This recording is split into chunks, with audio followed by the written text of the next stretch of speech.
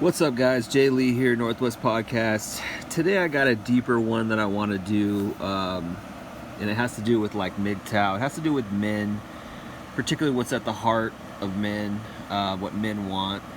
And I'm not sure if I'm in the right mindset or the right mood for it, but I'm going to try to do it anyways.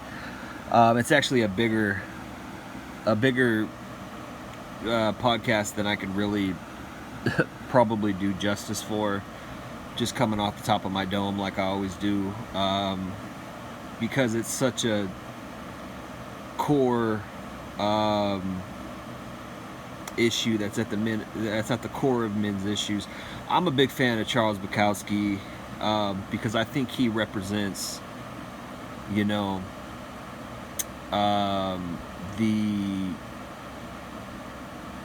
always forget this word. I think it's hubris is the right word, but the soul of what it means to be a man, and what it means to find freedom, and what it means to be an American, and what it means to go through this life and live this life that we're living.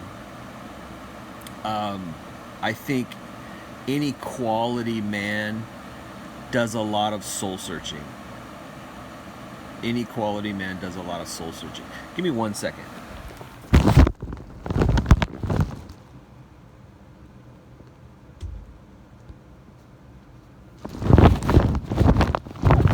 Sorry about that. I needed to shut my door real quick. Sorry about that. Any quality man does a lot of soul searching, and I think that it really is the marker of a quality man to do soul searching and to figure life out, to figure out what they really want, on the one hand. On the other hand, there's a lot of pain in that. And if you read Charles Bukowski, you read a lot of pain. Charles Bukowski, certain beautiful things, such as certain writings, I think Bukowski's a beautiful writer, not for his prose per se, or not for the lyrical, aesthetic of the ideas that he's putting in his words, but more for his realness. I think he's beautiful in his gritty realness. And there is a gritty realness to this life. There really is. And particularly if you don't have money. Particularly if you're a poor person, if you're suffering, if you're going through things, which is part of the human experience, I think, for most people. Most people, even middle class. I mean, people don't have the type of money that they want. And I don't want to go off on a tangent about how money's evil and this, that, and the third, but it's layered into what it means to be a man, right? Because money is kind of everything in this life, unfortunately, because we live in an evil world. Jesus talked about money a lot in the Gospels. The Bible talks about money a lot, which I'm so thankful for the Bible, and I'm so thankful for God, because, ultimately, money's temporary, possessions are temporary. I'd rather have good experiences and things like that.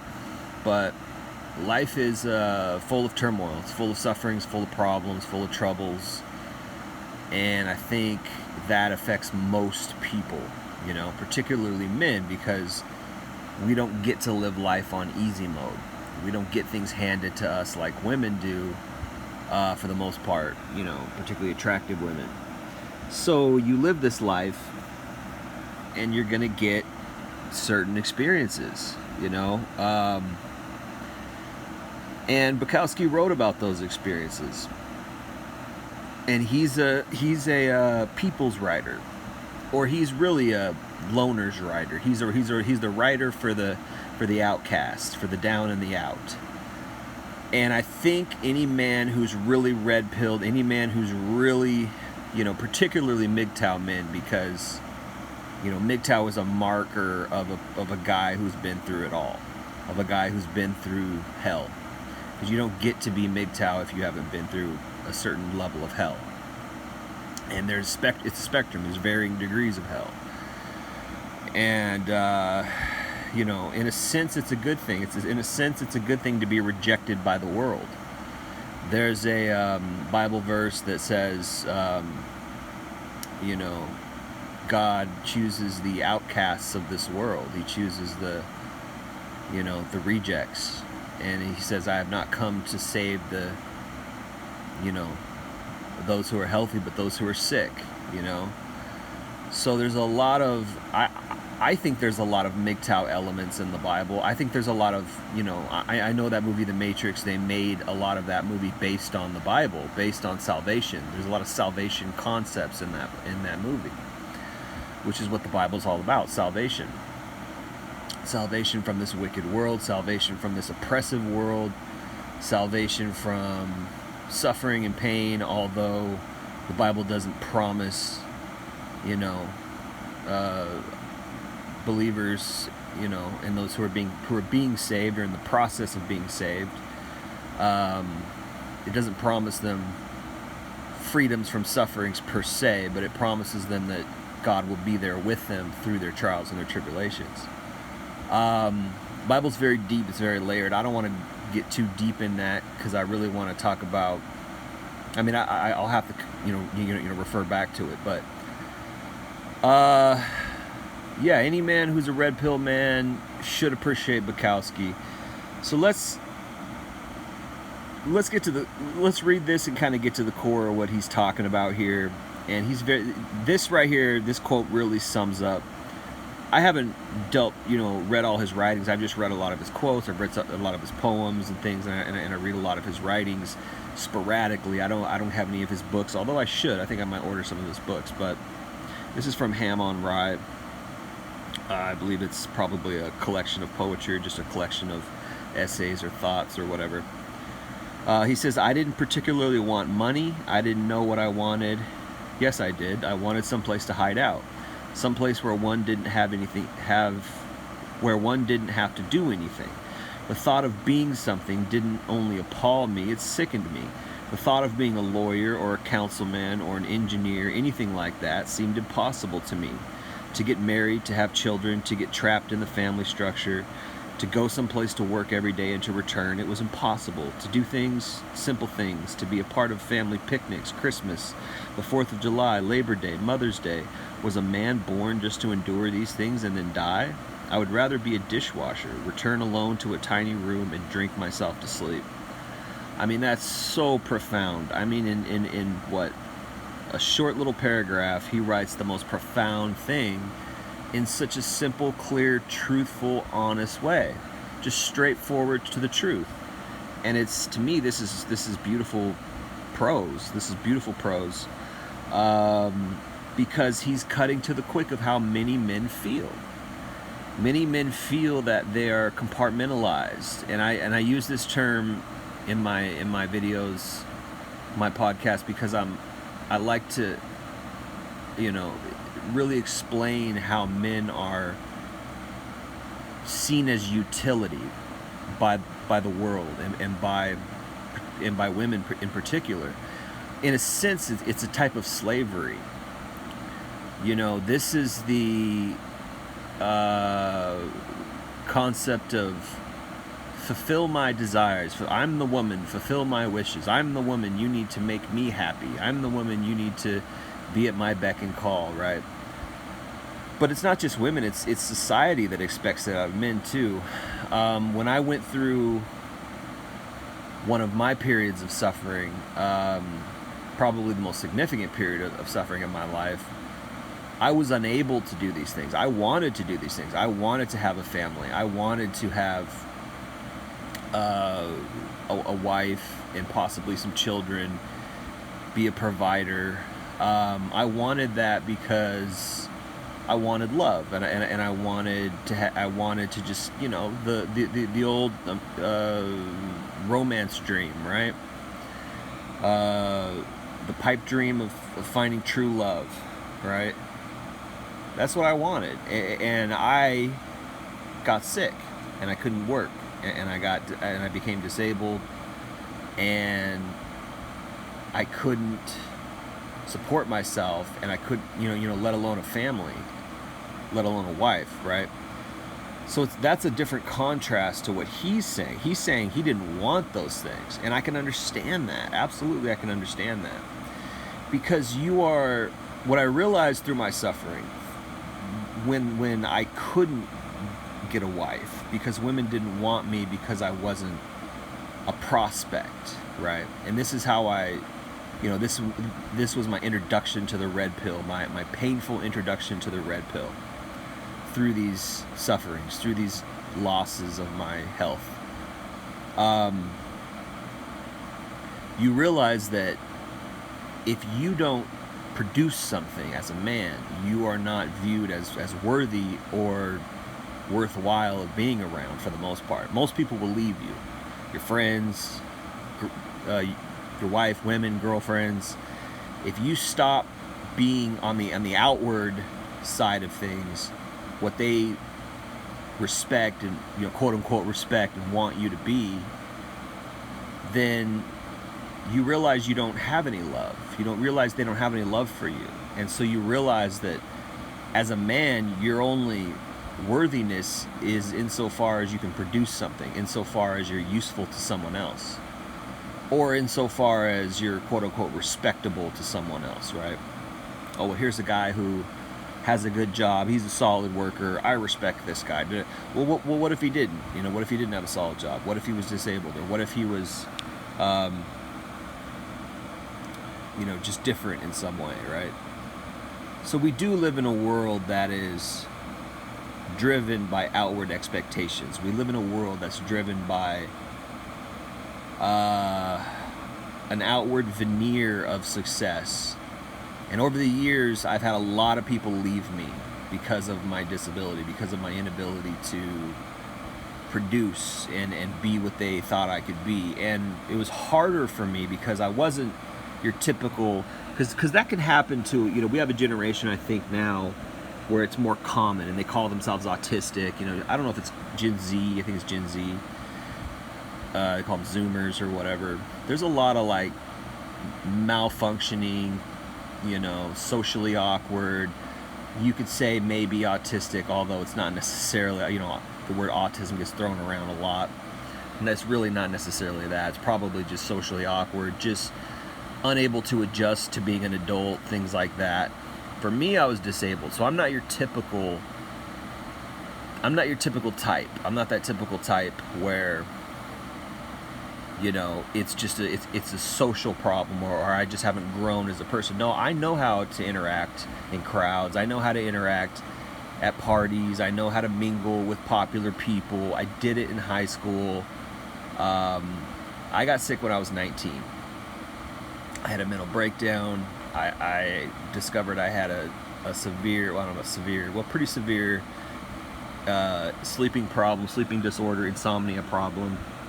I had depression, fatigue, things like that. And for a long time, I thought I was going to be mentally disabled because they're trying to say I was bipolar and all this stuff. And this all just came on when I was 19. I didn't really have these problems before that. And so I didn't know how to deal with them because I wasn't used to them. And before that, I was popular. I played on the basketball team. I'm an A-type personality. I'm a go-getter. I like to work hard and succeed. I worked hard to be on the basketball team. I made the basketball team. My goal was to play basketball in college, but I got sick. It didn't work out, right? But I realized, and I tell this story, in other videos, but when you don't have those things, people don't want to be around you anymore. And that was a big red pill moment for me. It was a big leaving the matrix moment, because I realized people don't really love you. They love the illusion of you. They love your success. They love your confidence, because that's what they want to be. They want to be like that, and they don't want to be around anybody who doesn't fit into their mold of what they want in their life. For the most part. I'm not saying people aren't accepting. I think we do have. I think when it first started to happen to me so many years ago, it was a less accepting society than it is now. I think we have a more accepting society, which is kind of a catch-22 when it comes to the woke stuff, when it comes to the SJW stuff, because people do stand up for people who are disabled. People do stand up for people who are downtrodden. a bit more. It seems to be more accepting, which is it's a catch-22, because we think, oh, these lefties, these woke people, well, there is some good in there, because they are more supportive, but it doesn't mean that that's how everybody is. It doesn't mean that that's really, it's kind of a nice thing, but it's not necessarily how humans function for the most part. It's not necessarily how things are run. But let's say you were successful. Let's say you did have a family. Let's say you did fulfill all these things that you wanted to fulfill. Some people, by the time they're 25, they're already well on their way to fulfill these things. They've been married for a couple of years. They've got a couple kids who are now, toddlers or even 5 or 6 years old now.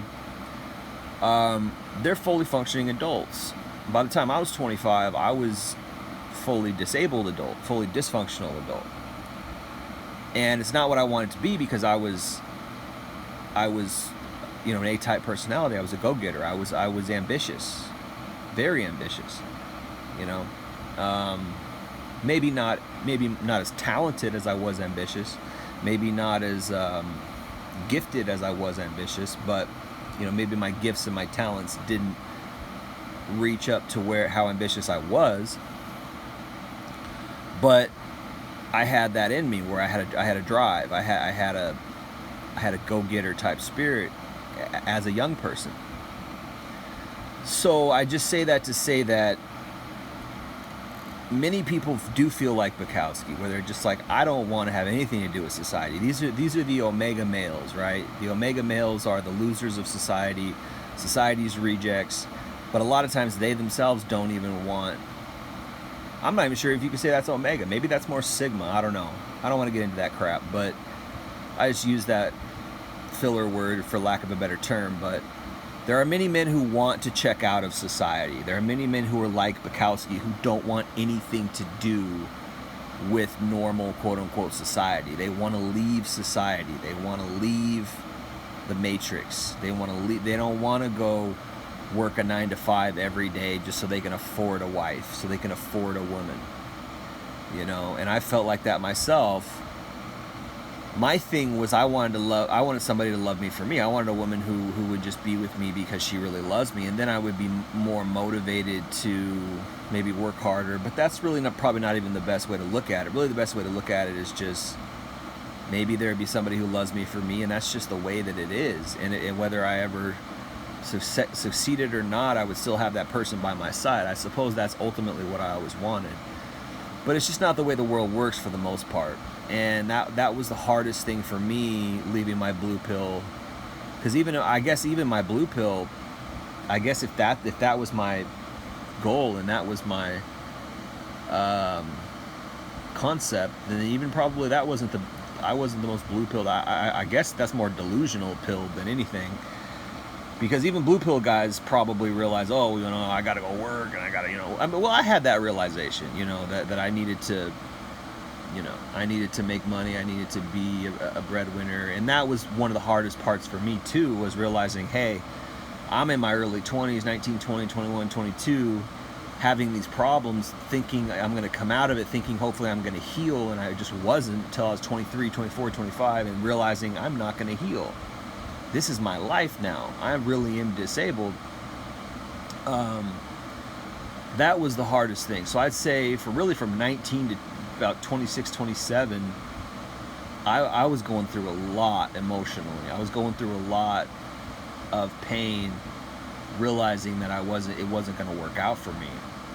As far as having a wife, as far as having a family, things that I wanted at that time. And that's kind of when I just decided, I'm just going to go be a bad boy. I'm just going to go sleep around or whatever. And that worked for a little while. It worked for a few years. But I never really got many quality women, and I dated some women, but they weren't really great. It wasn't what I didn't find love. I didn't find true love or real love. I had felt love for them, and they had felt love for me. Some of the women that I dated, but none of them were very quality for the most part. Some of them were better than others, but Some of them weren't too bad, but they were all damaged. They all were messed up in a lot of ways, because when you put sex first, that's what you get. You get that type of woman.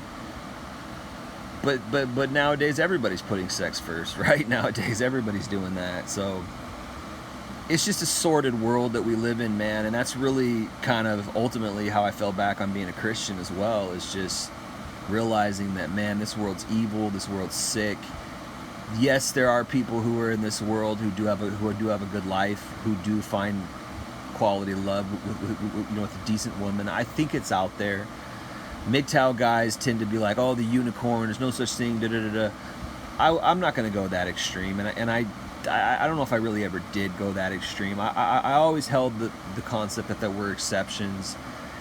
I might even say now that there's more than a few exceptions. I might even say there's more that we realize, that there's more women and there's more quality women out there than we realize. It's just they're not on the dating sites. They're not on social media. They're not.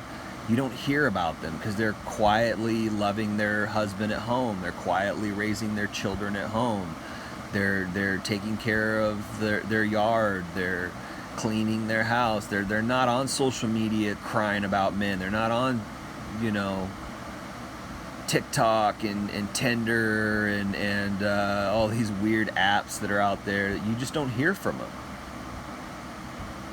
Because they're just loving their husband. Their husbands are loving them, and they live nice lives, and it's just not something that we come across,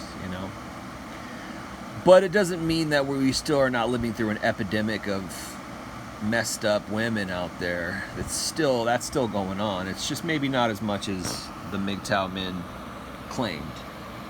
At any rate, for me, I don't know if it's still possible. It looks like this world is kind of winding down. We got wars that are going on that are pretty scary. We got a lot of corruptness in entertainment, Hollywood. Our social order, our social structure is really damaged, corrupted, degenerate now. It seems we got a lot of problems with our economy and the world situation because we got evil rulers, and things don't look good, So I don't know if it's going to happen in my life. I'm waiting. I'm waiting on God, I guess.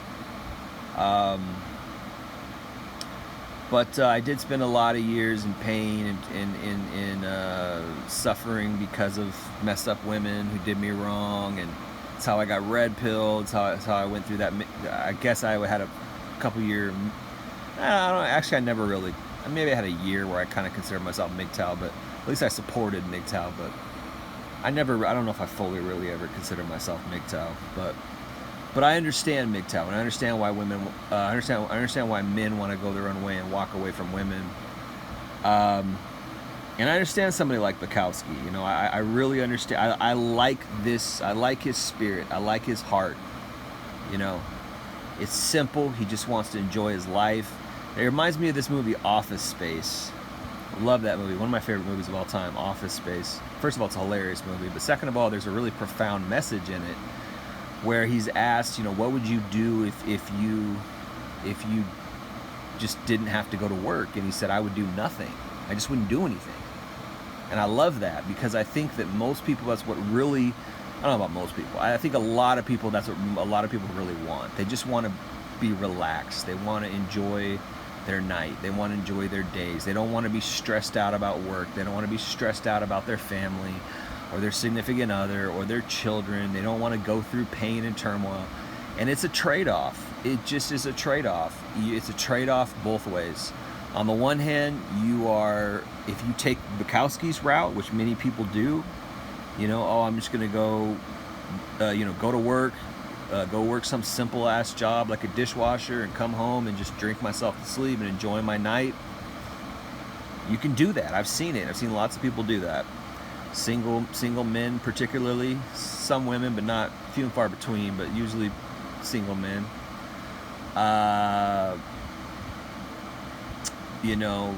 Just kind of chill out and don't pursue a wife. They're not good looking guys anyways. Didn't have much luck with women anyways. I think for me, like I did have some luck. I have had a lot of girlfriends in my life.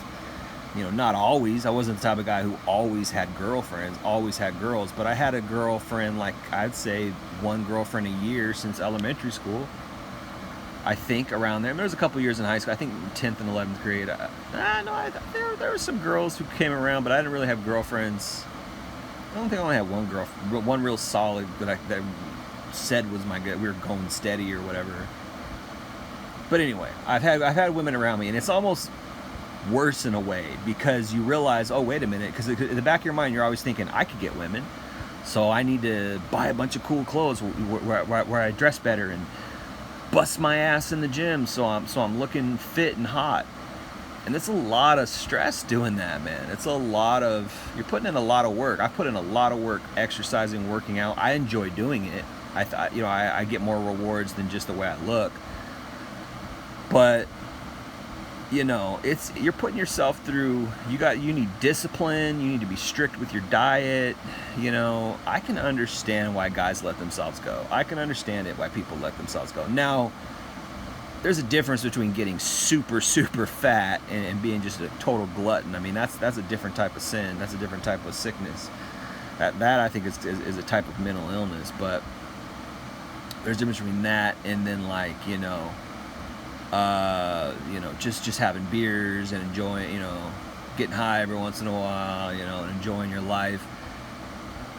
I don't know if it's for everybody, but I think a lot of people do experience periods in their life, seasons in their life where they do that, where they're just like, yeah, fuck it, I'm just going to check out this year. I'm not going to do shit this year. I'm just going to eat what I want to eat. I'm just going to get high. I'm just going to have fun this year. And, as far as your soul is concerned, there's some respite in that to some degree.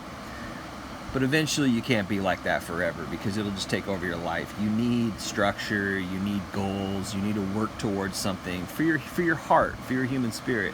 Because what ends up happening is, if you don't have hope, and if you don't have drive and goals, you just end up being kind of bitter. Something in you dies, and you sort of lose your joy, you lose your light for life. So for me, it's always good to have something to look forward to.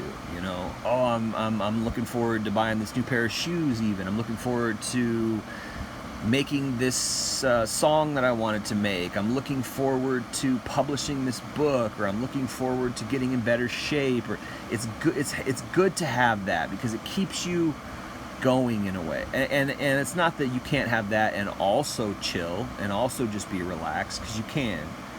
But I can understand somebody who's just like, I don't want none of that. I don't want to work hard at all. I just want to be lazy. I just want to enjoy it. And there's a lot of people like that. And I think you get to that point because you've been through the hell of having a career. You've been through the hell of paying bills. You've been through the hell of having that ball and chain of, God, I got to pay my mortgage. I got to put food on my table.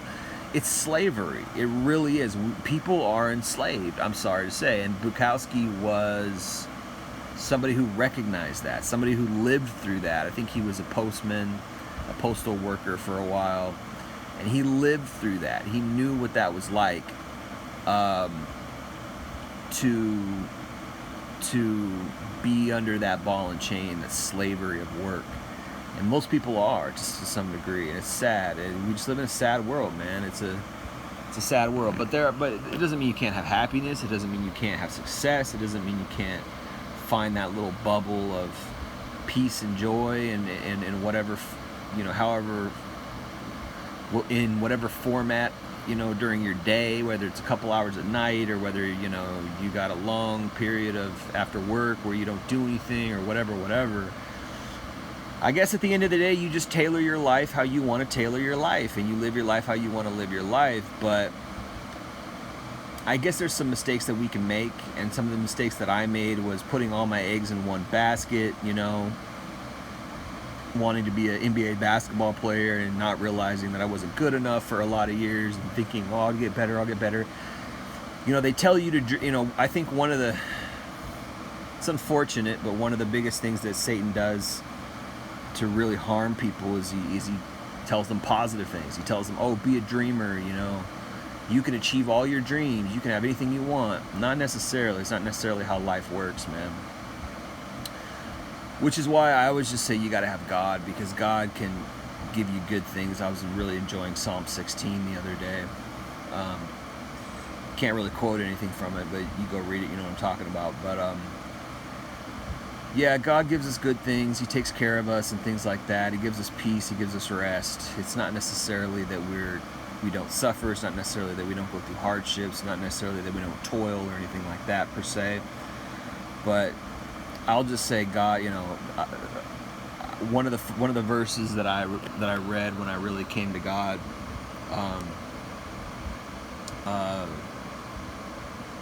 in my early 20s, my late teens, early 20s, was, I think it's Matthew, I forget what it is, but it says, I think it's Matthew chapter 8 if I'm not mistaken, but take my yoke upon you, for my burden is light, and my yoke is easy.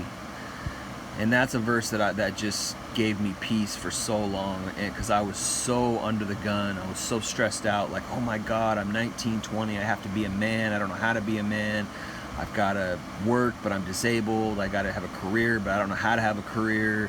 I've been working these crappy little restaurant jobs, getting paid peanuts, and for this horrible work condition, this crappy boss, and I'm tired all the time, and this is just shitty. Life is shitty. I was going through that a lot before I got disabled to where I couldn't even work anymore. But you can find peace in the storm. You can find peace through the slavery and the suffering if you turn your heart to God. I believe that. And because God is just, He's good. God is just, He blesses us. He's good. He takes care of us. He just really does. And it's like, I'm not here trying to preach. I'm just telling you the real deal. I'm just telling you the truth, man. If you turn your heart to God, He'll help you in ways you didn't even know you could be helped. He's so amazing because He made us, and He made the world, and He made everything in its own way, and for its, for us in certain ways. And life is the Bible says, Jesus says in the Bible, He says, in this world you will have troubles, in this world you will have sufferings, but take heart and believe into me because I have overcome the world, something like that. Have faith in me because I've overcome the world, So He's our author. He's the author of our salvation. He's the captain of our salvation. He's the one. He's our shepherd. I believe that 1,000,000%, and I've experienced it so many times in my life, 1,000,000%. And I've experienced times where I didn't feel like He was helping me, and I was like, "What's going on?" But trials and tests and sufferings and things, it all works together for our good, as believers, as those who love God. But yeah, as far as this guy goes, there's a lot of men out here like this, and I hope that Bukowski found God, and I hope that, my heart goes out to men like this, and I pray for men like this. A lot of times I just think, like, man, there's so many people out there suffering in silence. I know I suffered in silence, because when you're suffering, when you're depressed, and when you're down and out, people don't want to be around you. People don't want to be your friend. Most of it, you do it alone. Most of your suffering, you do alone. And really, the only person who's really there for the 100% absolute is God. If you're lucky, you have a nice family. If you're extra lucky, you might have friends who will suffer with you through your pains and your trials.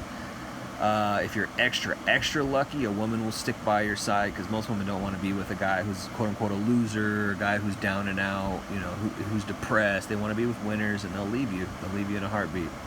I've experienced it many times. But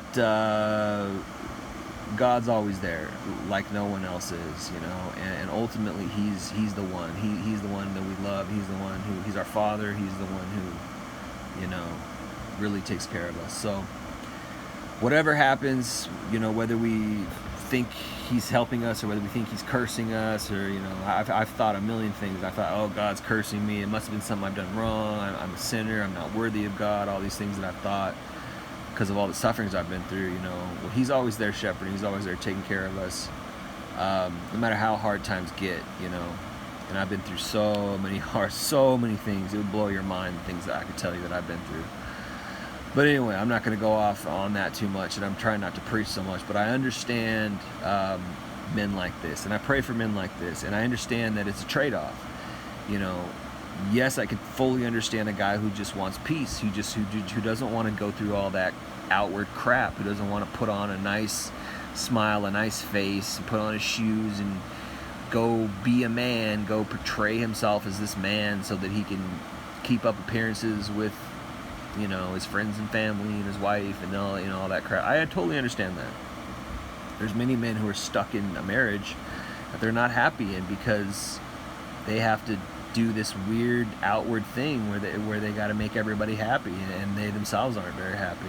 There's a lot of men suffering in silence because of that, and they feel like they can't tell anyone about it. They feel like they're just trapped. A lot of men. I totally get it. And women put that.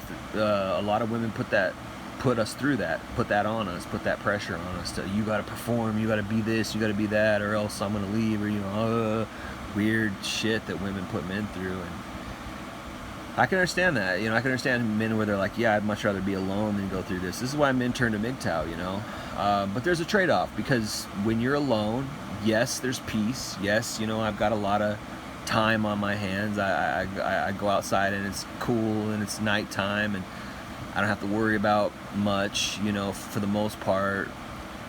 But I'm lonely as hell. I don't have a woman by my side, you know. I'm lonely. I don't have children. I don't have children who love me, who, you know, and there's men out there who do. There's men out there who do have a woman who loves him and who does have children who love him, and he feels content about that. He loves that he's got people who look up to him and he wants to take care of, and they want to love him, and there's kind of a beautiful synergy there. I'm not sure if that's the right word, but there's a beautiful I guess reciprocity, or kind of a little ecosystem in that. And I think that's kind of how we were created. I think that every man really deep down wants to be with a woman, and I think every woman deep down wants to be with a man.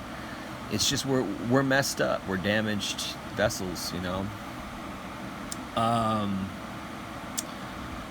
And it's sad. It's sad that we live in this messed up radical feminist matrix, that we live in this messed up, you know, evil world, political entertainment world that the devil, you know, has out there.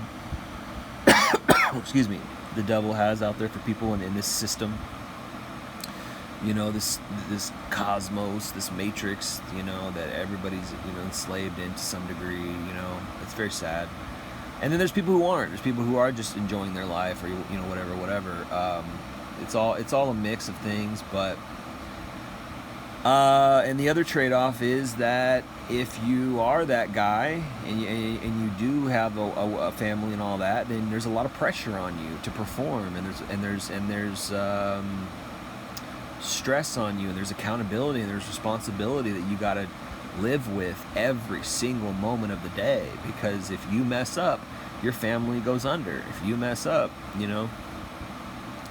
So in a sense, I can understand why women wouldn't want to be with a man who couldn't live up to that standard. And I've said that before, and then I always just say, well, but could you really call it real love? Can you call it true love? You might say, I love my husband loves me, but if he lost his job and couldn't be a provider anymore, I wouldn't stick by him. Well, then is it true love? You might love your husband, but if he couldn't do the things that you needed, you know, if all of a sudden he couldn't bring home the bacon, it would just mess your whole marriage up, your whole relationship up. Then I question the depth of your love, right? So this is one of the questions that I've always posited and pondered over the years,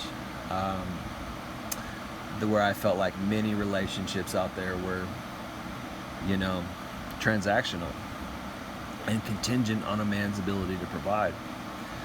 So in that light, in that sense, someone like Bukowski makes perfect sense. You know, didn't want to be anything. He just wanted to check out of society. Wanted to. And I understand, my dad was like this. My dad was very much like that. Just wanted to check out. Didn't want any responsibility anymore. Didn't want to go through any problems and stress. You know, he was a blue-collar worker, manual labor type worker for the most part, and it was hard on him. And he, you know, didn't have a great career, didn't make a lot of money. We were poor. and he had to raise 3 kids, you know. Um, and I saw it on his face. I saw it in his demeanor. I saw it.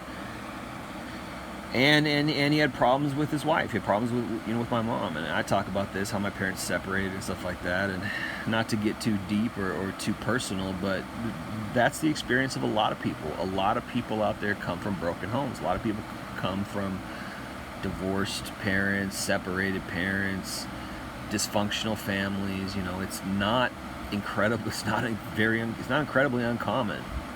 You know, of an experience, particularly now that we've got second wave feminism, third wave feminism out there, because feminism teaches women to cause problems for men.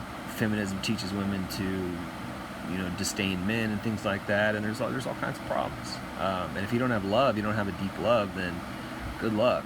You know. So I've been through it. I know a lot of other men out there have been through it. You know, particularly our generation. You know, millennials, because we're the generation that came in the 70s and the 80s, you know, and then you got Gen Z in the 90s, right? Those are the generations that are seeing the effects of second wave feminism, seeing the effects of people leaving God, seeing the effects of people leaving traditional morals, traditional family values, traditional social values. People being more selfish, people being more greedy, people being more sinful, people being more degenerate. Well, there's gonna be side effects from that. There's gonna be problems from that. You know, we live in a culture that's very accepting of drugs now. We live in a culture that kind of glorifies taking drugs and you know, it doesn't talk about the damage. You know, I remember growing up in the 90s, you know, seeing a lot of books around about how to recover from addictions and don't take drugs. It was a big thing back then. Don't take drugs. Don't take drugs. Well, there's a lot of normalization of really negative things now. There's a normalization of drugs, normalization of sex, you know, just really impure type sex and you know, porn culture and all the, you know, you can be however sexual you want to be in whatever way you want to be, and there's gonna be consequences from that, man. And one of the biggest consequences is that people have shitty relationships now. People can't find love now. People can't settle down with the right person now. People can't start a family anymore. Well, this is all social engineering. It's all planned. You know, watch Yuri Bezmenov. He talks about it. You know, the Russian defector who came to America and told us all about how propaganda works, told us all about how social engineering works. Yuri Bezmenov, look him up on YouTube. He talks all about everything we're going through, all the leftist crap, all the normalization culture, all this weird, you know, woke crap, SJW crap. And there's some good in it, you know, there's, you know, it's like, okay, there's something, it's a catch-22, man. I don't want to get too deep into that, but we're seeing the results of a lot of negative things, man. And so it really makes sense why a lot of men would walk away. It really makes sense why a lot of men would, you know, check out of the matrix, check out of society. I understand it. I'm not saying I'm advocating for that. I would advocate for peace and happiness and normality in whatever way you could find it, you know, however you could find peace. You know, I like movies like Jeremiah Johnson. There's a lot of movies out there, you know, where it shows people checking out of society. People, you know, like Fight Club, even, yeah, and The Matrix, but movies where, you know, there's a theme out there. Used to be a theme out there of movies where like people were freeing themselves, you know, like Office Space, freeing themselves from, you know, either financial tyranny, financial slavery. That movie, American Beauty, it also has that theme in it. Great movie. People are freeing themselves from slavery, freeing themselves from oppression in many different ways. You know, I think it's a part of the human spirit. It's a part of the hubris of mankind, part of the motivation of mankind to want to free yourself and to want to be free and to want to have peace and to want to have tranquility and to want to live in a nice, quiet, peaceful environment, and to want to find that nirvana or zen, that Eastern Orthodox religions talk about, and I think you can find it. I've found it from time to time in my life. You can find it if you look for it. But there's a lot of modern trappings. Social media, our phones are a big trapping.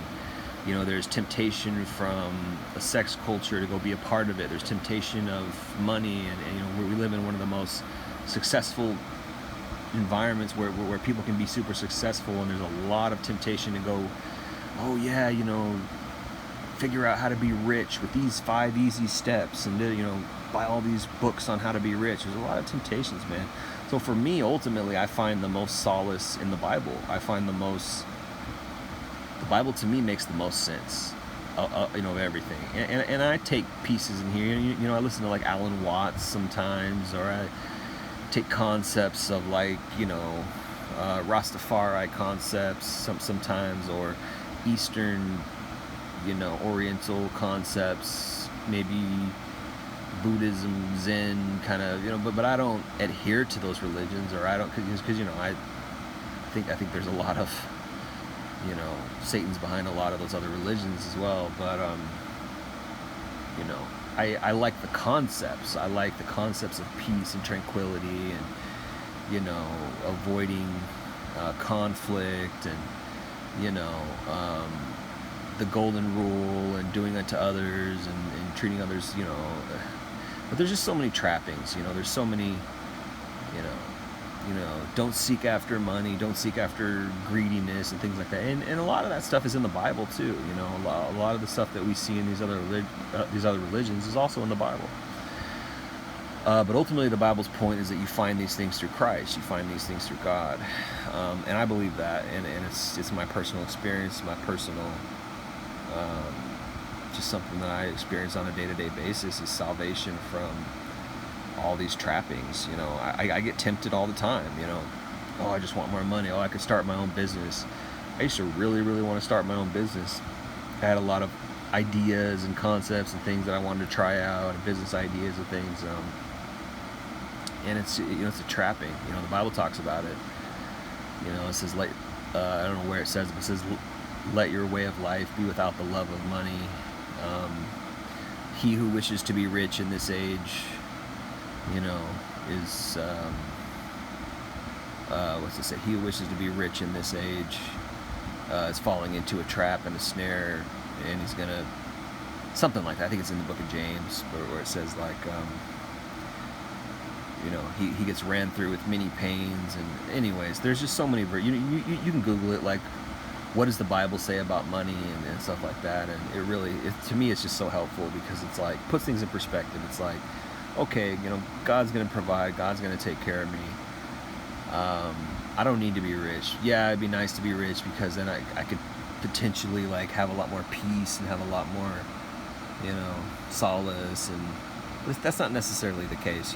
What's to say, what are the Biggie Smalls said, he had this song called Mo Money, Mo Problems.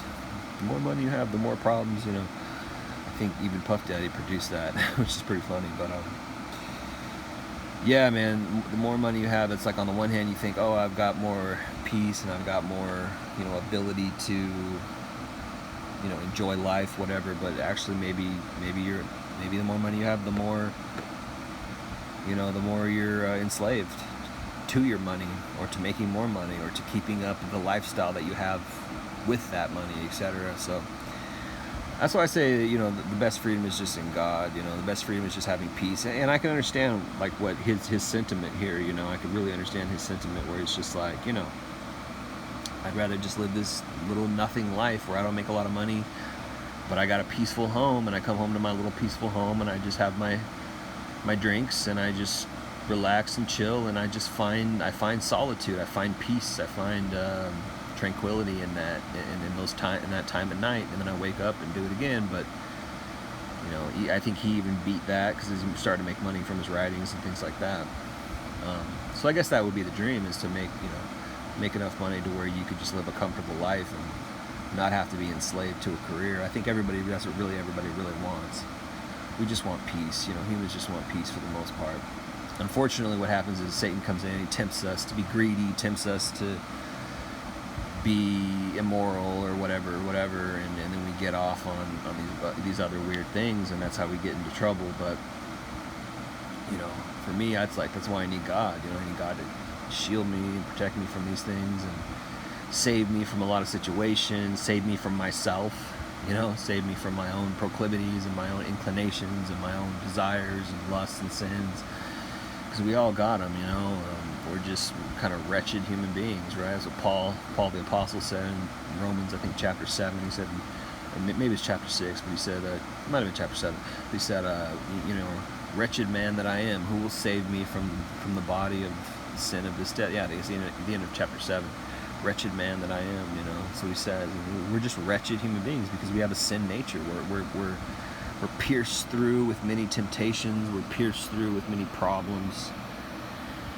And that's why we need God. We need God to come in and heal us, to take care of us, and keep us safe and everything. That's why I love the Psalms. Read the Psalms, man. If you're ever struggling, read the Psalms. Trust me, read the Psalms. Even Ecclesiastes is kind of good. Anyway, the Bible has all the answers, man. It really does. It just has all the answers. I'm sorry to say, people don't want to hear that. Oh, you're preaching, da da da. It just does. It has all the answers, man. It just there's peace found in those passages. God's word. The Bible says, God's words were found and I ate them. What does that mean? It means you find the scriptures and then you eat it. You digest it in your soul, and it heals your heart. It gives you peace. He says, I have come to give you peace. And you shall have peace indeed. I've come to give you rest, and you shall have rest indeed. Yeah, man, we find rest in God, I think. I don't even know how much you can really be restful in the type of life that Bukowski was talking about. It seems nice, but I've had periods in my life where I've been high all the time. I mean, that was my drug of choice. Weed. It wasn't alcohol. I've been drunk a lot in my life, but I never liked it all that much, particularly. Kind of fun sometimes, I guess, but for the most part, it's a horrible substance. Weed isn't great either, but it's probably the least invasive or the least damaging, I think, of all drugs. But don't do drugs, man. It's so bad. It messes you up in various ways. I don't want to get into that, but I've had periods where I've checked out and I just want to be high. Forget this life. I just want to be high all day. I've done that for some periods in my life, and eventually you just got to come out of it. Eventually you just got to find your own peace, find yourself to be normal, stop trying to run away from your problems, stop trying to douse your problems in alcohol, stop trying to smoke away your problems in a pipe or a joint or whatever. Even cigarettes are an escape to some degree. It's all just, even people eat food as an escape, people watch porn as an escape, people drink coffee as an escape, etc. People are escapists because we're trying to find peace, and really we were supposed to find that peace in God. We're really supposed to find that peace in our Creator, because that's what we're created to do. We're a container. Man is a container to contain God, and yet we fill ourselves up with all these other things because we think we'll find happiness in these other things, and we realize that they're empty. The Bible says that they're broken cisterns. What's a cistern? It's kind of a bowl that holds something. Well, if it's broken, it's not going to hold that thing. So you pour something into it, and it just pours right out. It spills out. And that's what our souls are like. That's what our hearts are like. Broken cisterns. Because, they're broken cisterns if we fill it with something besides God. Because we're looking for something aside from God. Once we find God and we start to fill our hearts with God, then we're really fulfilled and we're really happy. And we're really living the life we're supposed to live. But anyways, guys, I just want to talk about that because I really can relate with this type of mindset. I can relate with this type of thinking. I understand it. It makes sense. And particularly as a man, I think a lot of men get to this point in their life where they want to run away from everything. Jeremiah Johnson, that movie where he just wants to run away from society. He wants to be at peace and find himself in the mountains. And I had a period in and I guess you could call that a midlife crisis. I think my midlife crisis was in my early 20s when I got sick, and I wanted to, you know, run away from society. And I did run away. I did run away from the Matrix. I left it, you know, in various ways. And I did find peace, and I found ultimately it was in God. Ultimately, the best peace and the most sustaining peace is in God. Everything else is fleeting, whether it's drugs or books or escaping camping or hiking or sports or girls or whatever, you know, politics. Even some people go into politics. You know, people put themselves into all kinds of things, fashion, you know, whatever. It's all escape, and you think that you're gonna have peace in these things, but you realize it doesn't really fill you up. You know, we have we have a God-shaped hole in our hearts that can only be filled with God, not anything else, man. Not anything else. But anyways, guys, appreciate you listening. It's been Jay Lee, Northwest Podcast. Take care. Peace.